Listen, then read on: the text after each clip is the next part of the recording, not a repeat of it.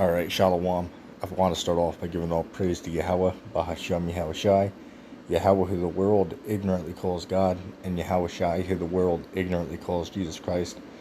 And this is just going to be a short lesson going over, what is that, Genesis 15:13, right? Because, you see certain misconceptions, about this particular scripture.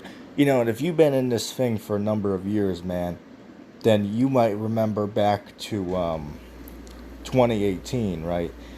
Back then, it was a popular, idea that people were putting out there on YouTube that, Genesis 15, 13, right, about 400 years that the Israelites would serve in Egypt, right, in captivity. People were trying to say this was actually going to take place in America. So they were saying in 2018 the 400 years would be up in 2019, right? So it would go from 1619, right, when the Israelites were first brought over here from Africa on those slave ships, right? So it would go from 1619 to 2019. That's 400 years right there, right? So that's, as people will call it, the 400-year prophecy, right? There are certain camps out there that were, big and heavy into that, saying, oh, our captivity is up, right? The 400 years has expired. Hell, even the minor Shreg says that this is talking about America. But the fact of the matter is that Genesis 15:13, the 400 years, has nothing to do with the time that we're in today. It has nothing to do with now. This already happened in the past. This was talking about when the Israelites were in servitude in ancient Egypt, right? You should be familiar with the Exodus story, right? When Moses delivered the children of Israel from out of the servitude that they were under in Egypt, right? That was the 400 years that this is talking about. And I'll read the scripture real quick. Genesis 15:13, it says, "And he said unto Abraham, Know of a surety that thy seed shall be a stranger in a land that is not theirs, and shall serve them, and they shall afflict them for 400 years. And also that nation whom they shall serve will I judge, and afterward they shall come out with a great substance." Now, the first question is if this is talking about America, right? And this is talking about the captivity we're in right now, is it says that they're going to come out of this captivity with a great abundance, right? A great abundance of substance. Meaning what? They're going to come out with possessions from the land that they're delivered in. Excuse background noise. That doesn't make sense, and I'm going to show you a couple precepts for why that doesn't make sense. Okay, but just for the record, this scripture has nothing to do with America at all. This is talking about the ancient times when the Israelites were in servitude in Egypt, right? When Moses delivered them. That's what this is talking about. This has nothing to do with today, because I know throughout the years, especially in 2018, it was a popular topic, right? People call it the 400-year prophecy, right? But it has nothing to do with America. All right, this all already happened here. Because I know that minor Shreg, right, with Jack Cat's on there saying that, oh, every chapter of the Bible has the sequence in it, right? The end time sequence. Bunch of bullshit right there. But he'll even use this verse to say that this is talking about America. Because then they'll say that, oh, well, the 400 years is up. That's why in 2020, this whole, Corolla narrative got started, and then everything went downhill from there.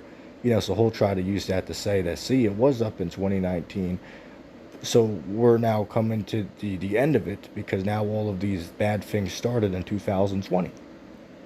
So that's 400 years. It's like, no, that's not what it is. So I'm going to show you, something real quick. Remember what it said, that they're going to be delivered and they're going to come out with a great substance, right? That's what it says going to happen when they're delivered from that captivity. And if you go to Exodus, the 12th chapter, which if you read the chapter, it's dealing with the Passover, right? But then when the Egyptians threw the Israelites out of their land right after the Lord took the life of all of the firstborn sons that were, born in Egypt. That was the plague that forced the Egyptians to let the Israelites go. It says here, Exodus 12:35, it says, "And the children of Israel did according to the word of Moses, and they borrowed of the Egyptians jewels of silver and jewels of gold and raiment. And the Lord gave the people favor in the sight of the Egyptians, so that they lent unto them such as things as they required. And they spoiled the Egyptians," right? So going back to Genesis 15:13, it says that they'd come out of this captivity with a great substance. So here it is here, going over the Egyptian captivity. When they were delivered, they took all that they need from the Egyptians. So clearly, it is fulfilled right here.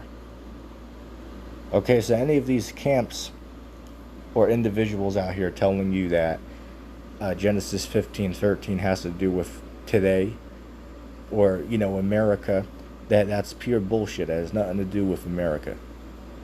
All right, this already happened. It's not a double fold, right? Because some guys will say, sometimes, it's twofold, right? It could have happened back then, but also be in the future. And I agree on certain scriptures that can be the case, but on this particular scripture, that's not so. Are the Israelites going to be delivered from modern day Egypt, which is America? Yes. But that's not fulfilling this prophecy here, because this already happened, going by what we see right here. But I got another one. Okay, because remember what it said is they're going to be delivered and they're going to come out of the land with a great substance, man. Okay, so take a look at this right here. 1 Timothy 6:7 says, "For we brought nothing into this world, and it is certain that we can carry nothing out." Right, that's what I wanted to get there. We brought nothing into this world, and it's certain that we can carry nothing out. Right, so why is that relevant? Well, going by the Genesis 15:13, they're going to be delivered and come out with a great substance. But when the Israelites are raptured, as people will call it, right, or delivered from this modern day captivity, we can't take none. Everything's going to get burned up. Right, so you can't take nothing with you when Christ returns and, as Christians would say, raptures together the elect, right? You can't take no bags. You can't take no luggage with you. So if that's talking about the Israelites being delivered from modern day Egypt, America, so how are they going to be able to take a great substance with them if when they're raptured they can't take nothing with them?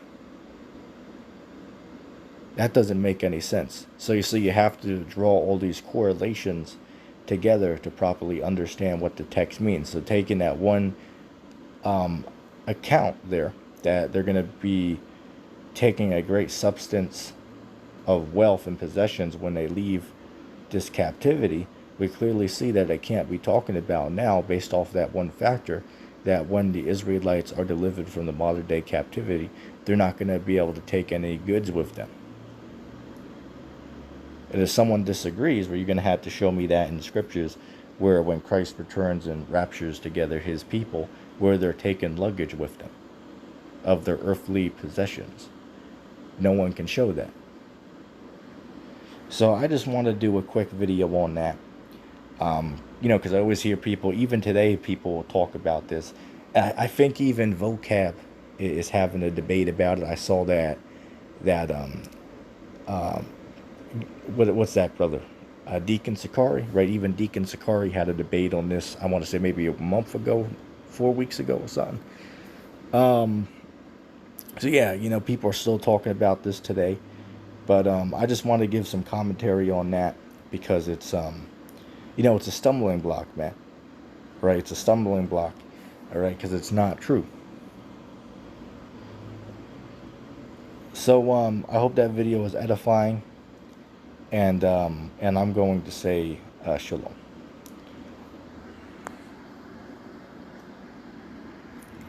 I'll let it play out to 10 minutes just because of my my OCD. So I'll just give it a couple seconds.